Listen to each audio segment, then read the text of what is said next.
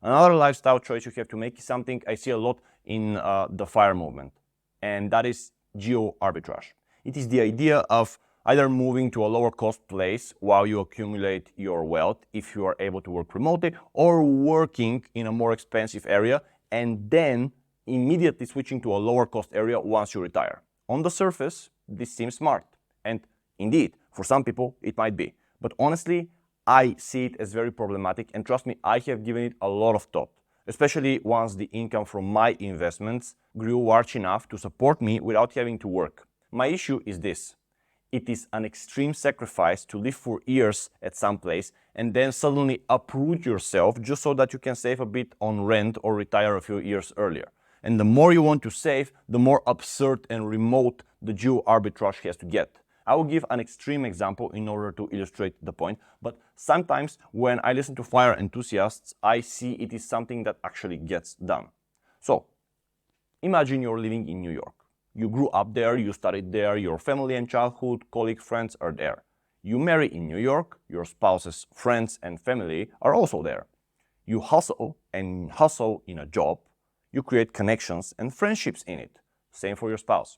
But since you are both passionate about achieving FIRE and understand that you won't be able to retire before you reach your 60s if you keep living there, you decide that you want to retire in your early 40s and you move to rural Peru.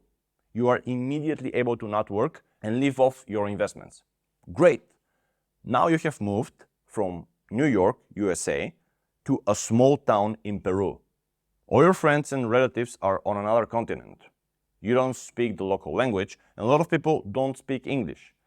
There are no yoga and CrossFit classes that you used to go to. Hospitals are shit. And if you have children, good luck with the education system. Well, okay, you've achieved FIRE. And what's the point?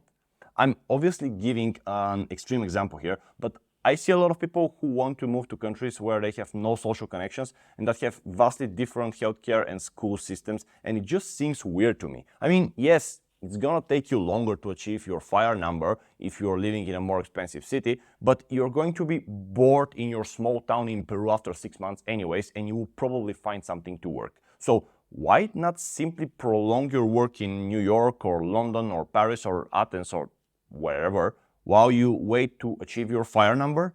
I find it discouraging to even move cities, let alone countries and continents. The idea of leaving all the friendship networks and family behind just so that I can stop working 5 years earlier is something that I just don't understand. I would much rather find a second job or try my luck in business. Now, I get that if you're moving from California to Utah or from London to Liverpool, it's not that big of a deal in terms of culture, school and healthcare systems, but also the cost of living arbitrage isn't as great. Generally, the bigger arbitrage you want to make and the more years you want to pull your FIRE closer to your present, the more stuff you have to sacrifice. Whether you want to do it, it's up to you. This video is part of my complete guide I did on how to achieve financial independence, retire early, and all the investment, psychological, and social aspects you need to consider. To find out what the full strategy is, click on the video that has just appeared on your screen.